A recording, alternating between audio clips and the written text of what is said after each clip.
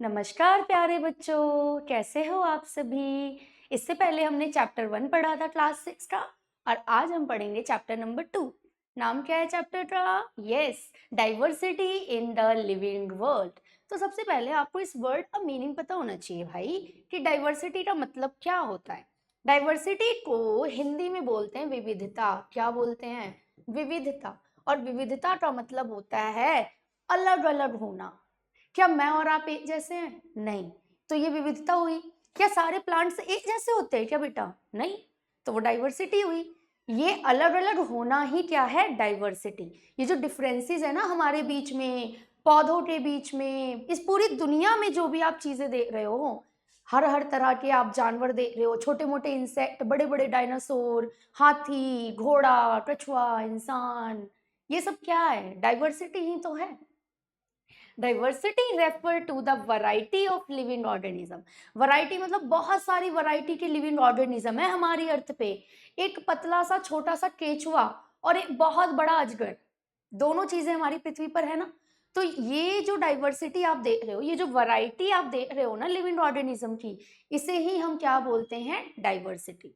It include different in shape. इसमें आपको क्या क्या डिफरेंसेस मिल जाएगा? कुछ चीजों में शेप का डिफरेंस होगा, साइज का डिफरेंस होगा बच्चे, कलर का डिफरेंस होगा, हैबिटेट का और कैरेक्टरिस्टिक्स का। कुछ चीजें बड़ी हैं, कुछ छोटी हैं, कुछ गोरी हैं, कुछ लाल पीली काली हैं, कुछ जमीन में रह रहे हैं, कुछ समुद्र में रह रहे हैं, कुछ जो है हवा में सांस ले रहे हैं, तो कुछ पानी में सांस ले रहे हैं। इतना सब जो डाइवर्सिटी देख रहे हो ना आप, इतना सब जो आप डिफरेंसेस देख रहे हो, इसे ही डाइवर्सिटी कहा जाता है। आगे बात करेंगे हम टाइप्स ऑफ डाइवर्सिटी की। आपके चैप्टर में जो जो चीजें बताई गई हैं वही मैं आपको एक्सप्लेन कर रही हूँ, और पूरी एक्सप्लेनेशन के बाद हम देखेंगे क्वेश्चन आंसर, जो कि आपके पेपर के लिए जरूरी है। स्पीसीज डाइवर्सिटी की हम बात करें तो हम इसमें बताते हैं कि कौन कौन सी डिफरेंट स्पीसीज हैं। अब एग्जाम्पल के लिए आपने कभी डॉग देखा है? कई बच्चों के घरों में ना डॉग भी होंगे, आप डॉग भी पालते हो।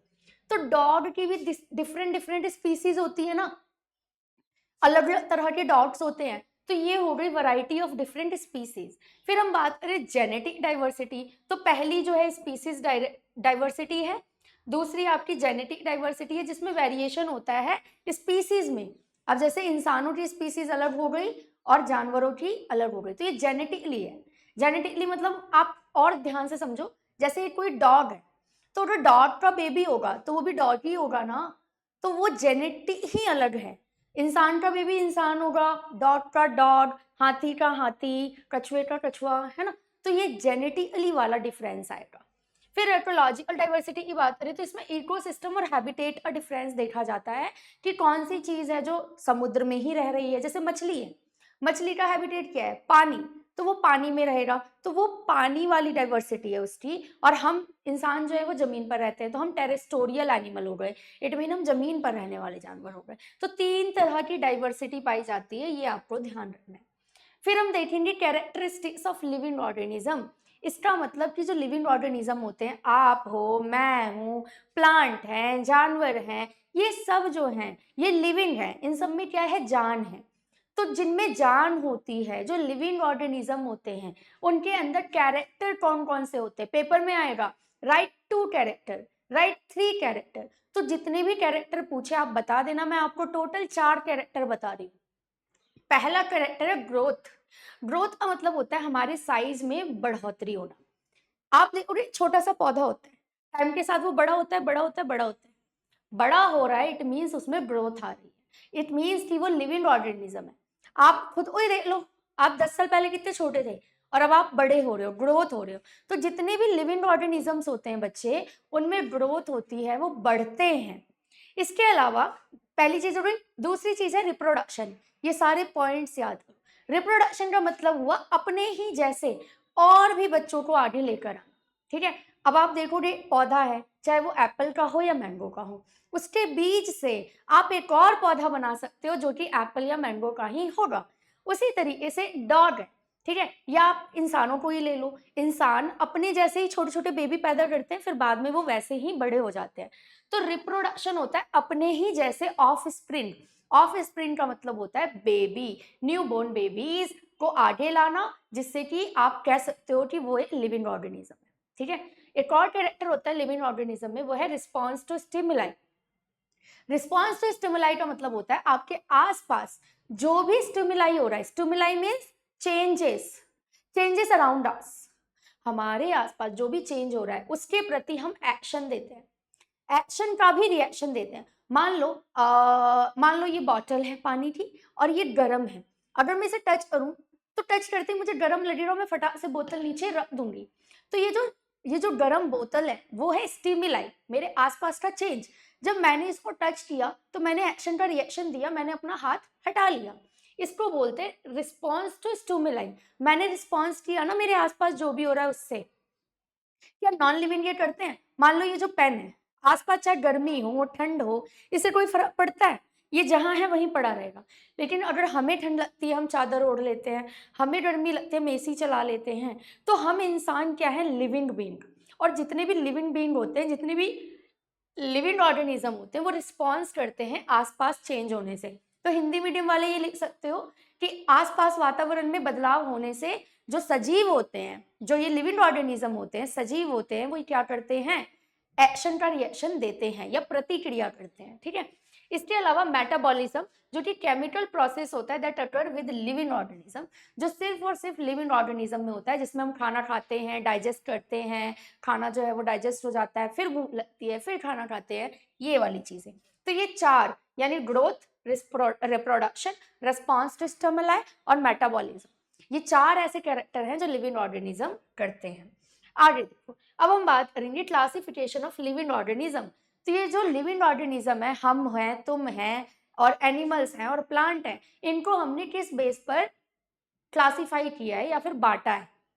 नंबर 1 किंगडम में बात करें तो मोनेरा, प्रोटिस्टा, फंजाई, प्लांटाई और एनिमेलिया। ये सारे जो आपके चार के चार नाम मैंने बताए हैं 5, ये आपको याद कर लेने हैं, ठीक है। बस बेसिस ऑफ क्लासिफिकेशन क्या है? किस बेस पे हम इनको क्लासिफाई कर रहे हैं, अलग अलग कर रहे हैं?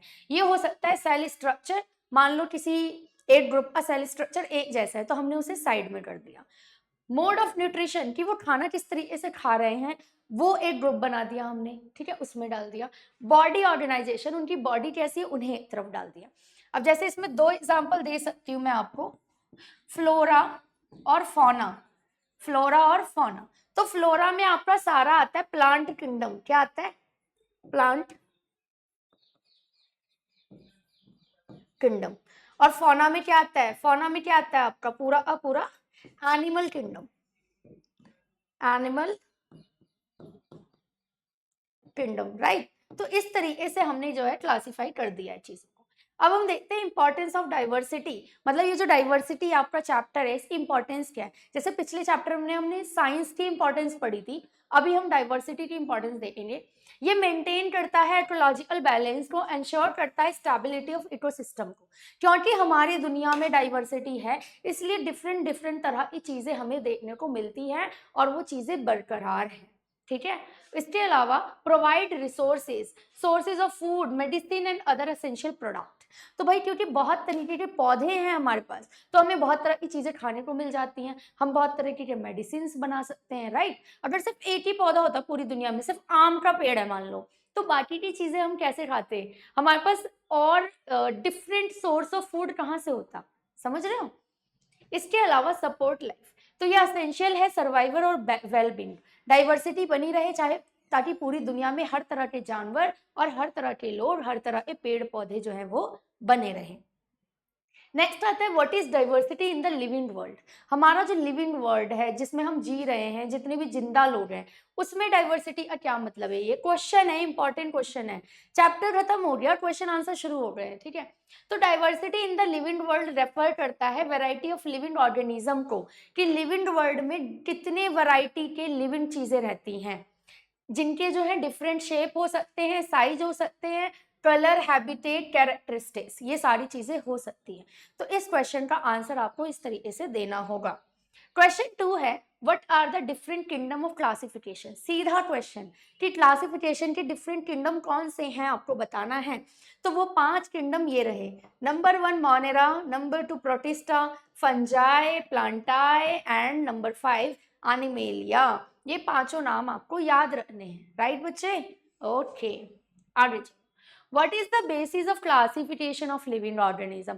अभी अभी पढ़ाया कि किस बेस पे आप इसको क्लासीफाई कर रहे हो। इनका सेल स्ट्रक्चर हो सकता है, mode of nutrition and cell body organisation, ठीक है। ये तीन बेसिस हैं जिनके बेस पर आप क्या करते हो, किसी भी लिविंग ऑर्गेनिज्म को क्लासीफाई करते हो, अलग अलग कर सकते हो। एक और क्वेश्चन है कि व्हाई इज डाइवर्सिटी इंपॉर्टेंट। ये जो डाइवर्सिटी चैप्टर का नेम है आपका, ये जरूरी क्यों है, ये आपको बताना है। तो डाइवर्सिटी बेटा इसलिए जरूरी है कि ये मेंटेन करे इकोलॉजिकल बैलेंस को, प्रोवाइड करे रिसोर्सेज और हमारी लाइफ को सपोर्ट करे। तो ये तीन बातें याद रखना। कौन कौन सी तीन बातें? Maintain ecological balance, provide resources, support life, ठीक है, ये तीन पॉइंट। और ये एक और क्वेश्चन आपकी स्क्रीन पर है, what are the characteristics of living organism. बड़ा ही इंपॉर्टेंट क्वेश्चन है, सीधा क्वेश्चन और पेपर में आ सकता है कि जो लिविंग ऑर्गेनिज्म होते हैं उनके अंदर कौन कौन से कैरेक्टर पाए जाते हैं। जैसे आप और मैं लिविंग ऑर्गेनिज्म है ना, तो हमारे अंदर कौन से कैरेक्टरिस्टिक्स है? हमारा कैरेक्टरिस्टिक्स है नंबर 1 ग्रोथ, हम बड़े होते हैं, बढ़ते हैं, रिप्रोडक्शन करते हैं, अपने ही जैसे ऑफस्प्रिंग लेकर आते हैं, हम रिस्पॉन्स करते हैं स्टिमुलाई से, हमारे आसपास कुछ भी चेंज होता है तो हम उसके प्रति रिएक्शन देते हैं, और मेटाबॉलिज्म, खाना खाना डाइजेस्ट करना, खाना खाना डाइजेस्ट करना, इस तरीके के जो प्रोसेस है वो हम करते हैं, ठीक है। चलो, तो ये था आपका चैप्टर 2। कैसा लगा, समझ में आया? मैंने आपको सारे क्वेश्चन भी बता दिए हैं। आप कहते हो ना मैडम बुक में तो क्वेश्चन ही नहीं है, हमें तो चैप्टर ही समझ नहीं आ रहा, पूरा सिलेबस ही चेंज हो गया है। कोई दिक्कत नहीं है, पूरा चैप्टर समझा दिया, क्या क्या क्वेश्चन आ सकते हैं पेपर में विद आंसर बता दिया, ठीक है। अब मिलेंगे हम नेक्स्ट वीडियो में जिसमें एक नया चैप्टर करेंगे। तब तक के लिए बाय बाय, टाटा।